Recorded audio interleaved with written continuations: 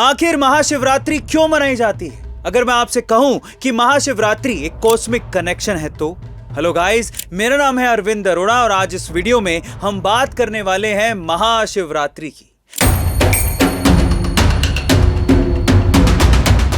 देखिए, सबसे पहले हमें समझना होगा कि हमारा शरीर इस प्लेनेट से बना है। हम जो खाते हैं वो इस प्लेनेट से मिलता है, जो पीते हैं वो भी इस धरती से ही निकलता है। लेकिन यह एहसास हमें तब तक नहीं होता जब तक हमारा वक्त पूरा नहीं हो जाता, यानी हम मिट्टी में नहीं मिल जाते।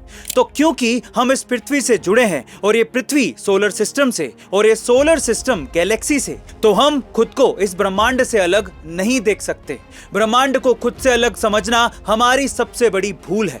और सनातन धर्म के त्योहार जो पंचांग के हिसाब से मनाए जाते हैं वो काफी खास होते हैं। उन्हें ब्रह्मांडीय स्तर पर होने वाले बदलावों को ध्यान में रखकर मनाया जाता है और ये आज से नहीं हो रहा है, ये हजारों सालों से हो रहा है। अब जैसे आप मकर संक्रांति को ही देख लीजिए, उस दिन सूर्य जो हमारी एनर्जी का सबसे बड़ा सोर्स है वो उत्तरायण होता है, यानी नॉर्थ की तरफ बढ़ता है। हमें ऐसा लगता है कि वो नॉर्थ की तरफ बढ़ रहा है, वो सिग्नल होता है कि मौसम बदलने वाला है। यहाँ तक कि पक्षी भी इसी दिन से माइग्रेट करना शुरू कर देते हैं। सनातन धर्म में ऐसे चेंजेस हजारों साल पहले ही ऑब्जर्व कर लिए गए थे, क्योंकि इस दौरान आपका शरीर जो इसी ब्रह्मांड का हिस्सा है उस पर भी इन त्योहारों का असर पड़ता है। इसलिए साल के ऐसे दिन त्योहार के रूप में मनाए जाते हैं ताकि इस दिन आपके शरीर को ब्रह्मांड के हिसाब से ढलने का मौका मिल सके।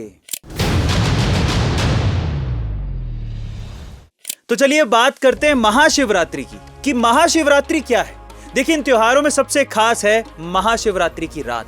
वैसे तो हर महीने शिवरात्रि आती है जिस दिन कॉस्मिक लेवल पर एक नेचुरल एनर्जी उठती है, लेकिन साल में खास शिवरात्रि को आइडेंटिफाई किया गया है जो फरवरी या मार्च के महीने में ही आती है, जिस दिन नॉर्दर्न हेमिस्फीयर में इस एनर्जी का फ्लो साल भर के मुकाबले सबसे ज्यादा होता है। इसलिए इसे कहा जाता है महाशिवरात्रि।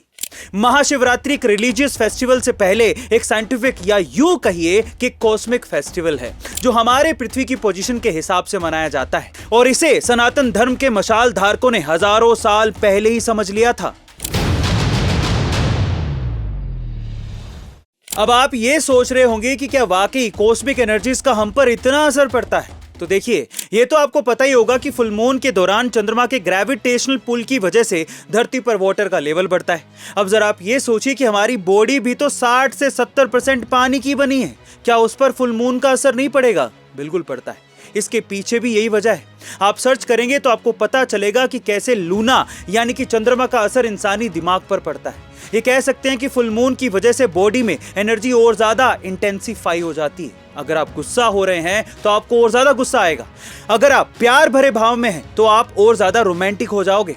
आप मेडिटेटिव स्टेट में हैं तो आप फुल मून के असर में और ज्यादा फोकस्ड हो जाओगे। सिंपल शब्दों में समझें तो फुल मून की इसी बढ़ी हुई एनर्जी से आपकी क्वालिटी एनहेंस होती है। अब इसी तरह से महाशिवरात्रि के दौरान एनर्जी नेचुरल तौर पर ऊपर उठती है, और वो भी हाई इंटेंसिटी के साथ।